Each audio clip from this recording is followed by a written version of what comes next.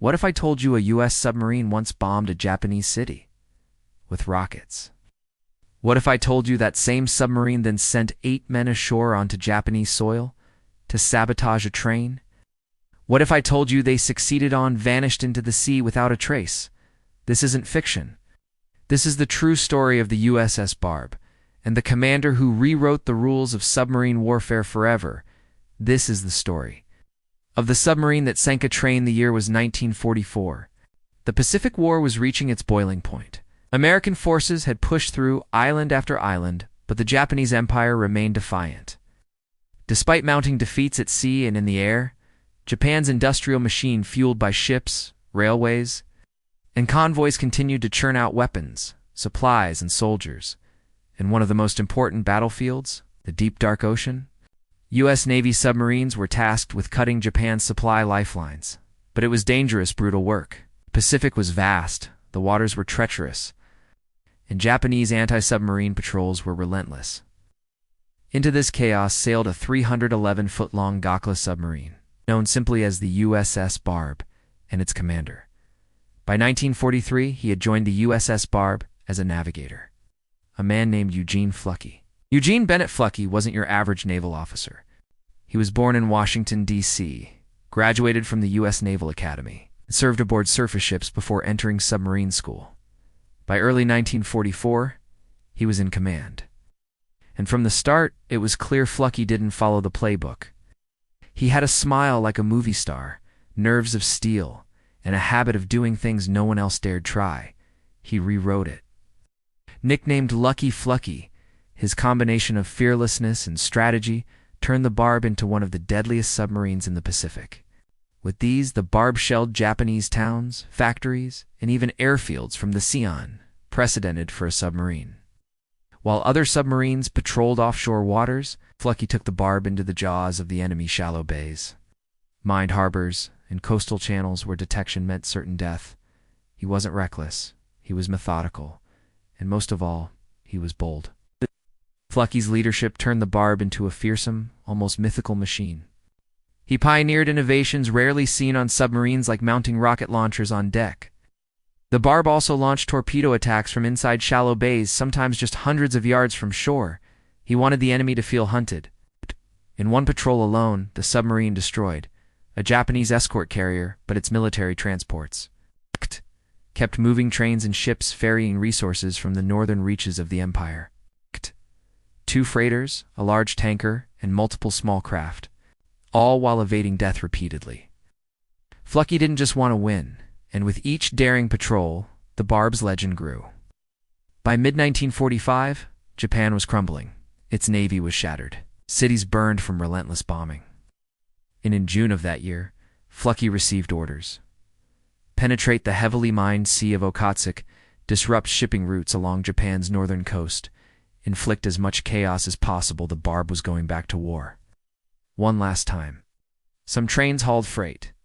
Others carried what looked like fuel tanks or military hardware. And this time, Fluckey had a new idea.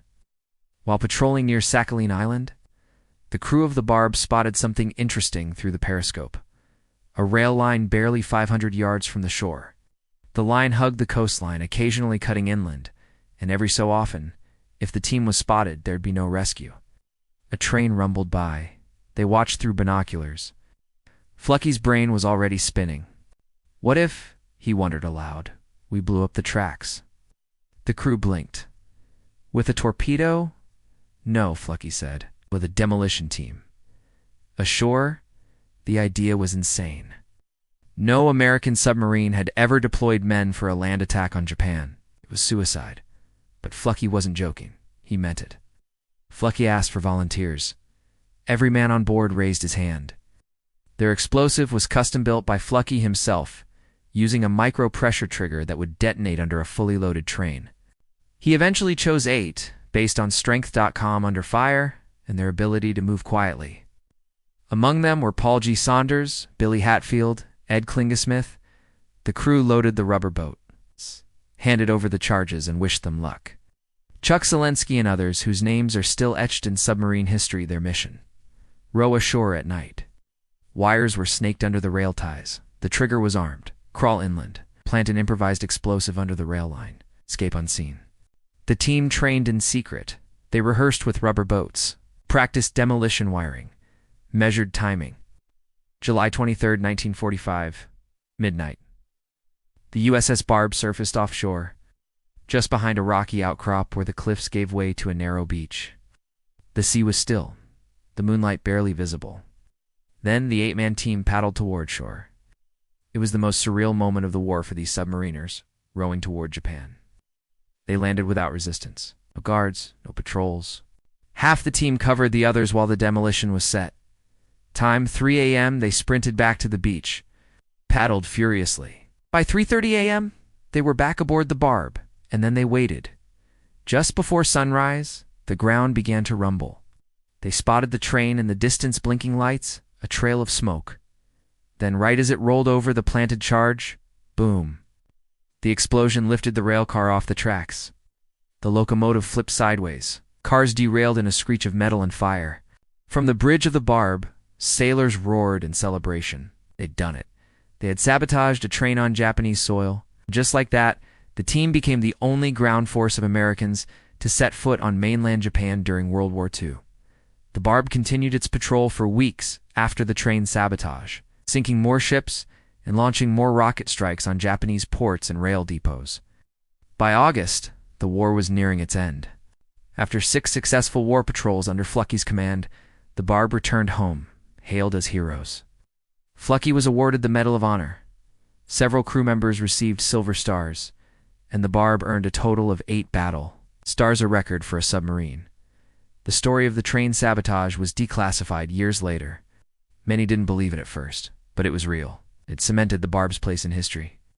After the war, the USS Barb was decommissioned, later sold to Italy and eventually scrapped. But her legacy never faded. She sank 29 ships, traveled over 50,000 nautical miles, pioneered rocket-based naval attacks, and pulled off the boldest sabotage mission of the submarine war.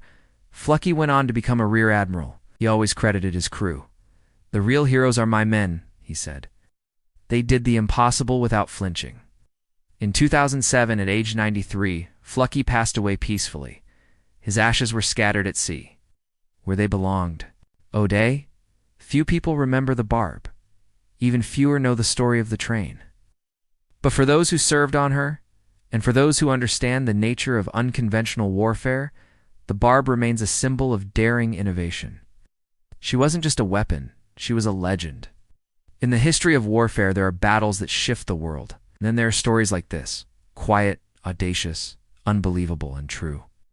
The USS Barb didn't just fight the enemy, she embarrassed them, outwitted them, and left them terrified that even their homeland wasn't safe. This was the submarine that sank a train.